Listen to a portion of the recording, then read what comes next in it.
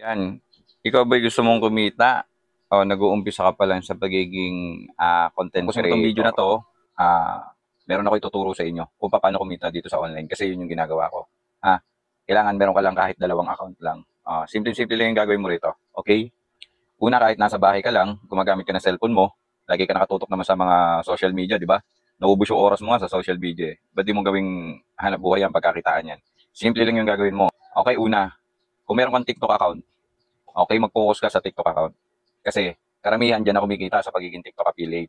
Ayan, unang-una, kung mapapansin nyo, pasyalan nyo yung Facebook account ko, yung blue app ko, at pasyalan nyo yung TikTok account ko. Ayan, dyan ako nagpo-post ng mga affiliate product ko. Ayan, kumikita na ako dyan. Magpo-performance ako dyan, kumikita na ako ng 5 digits dyan. Dyan sa TikTok affiliate na yan, ha. Kaya, dire-diretso lang, doon ako, doon ako nagpo-post madalas. Minsan dito, may link sa blue app. Okay? Siyempre, kailangan, pag TikTok affiliate, gagawa ka ng account.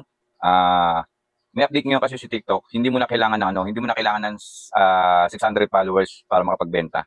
Ang gawin mo lang kahit wala ka pang ganong followers, mag-share link ka lang. Kunin mo yung link ng product, i-share mo sa mga social media mo. Pag may nag-click doon, may benta ka na. Meron ka ng kita. Pasok na sa'yo yun. Okay?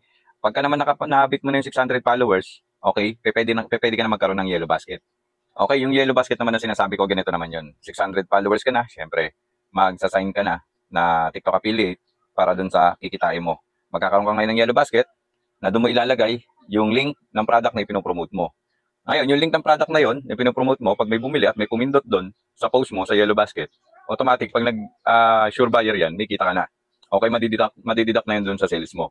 Okay, ganun na mangyayari dyan. Ang kagandahan kasi rito kay TikTok affiliate, kung madalas ka nagti-TikTok tapos hindi ka naman kumikita, ang gawin mo, pagkakitaan mo. Kasi, dito kasi may chance ka talaga kumita na malaki, lalo na pag masipag ka. Sipagan mo mag-post, kahit ilang product, isa o dalawang product lang yan, gawa mo ng content, paiba-iba. Araw-araw, everyday, gawa mo ng mga content yan. Pwede yan, pwede kang kumita yan. Lalo na napili mong product is trending, naku po, may chance ka talagang kumita na malaki rito. Kaya kung wala pa kayong mga TikTok account, okay, ang gagawin nyo ganito.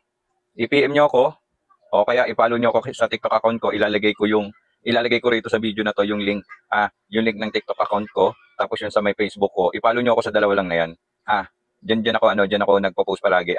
Diyan ako. Tapos gagawa tayo ng GC. Gagawa ko ng GC sa Blue App, sa FB, para kahit paano yung mga affiliate na gustong matuto at gustong kumita, na katulad ko at marami pang mga affiliate na kumita na, yan, gagawa tayo doon ng mga tips paano mag-grow yung account nyo bilang isang TikTok affiliate. Okay?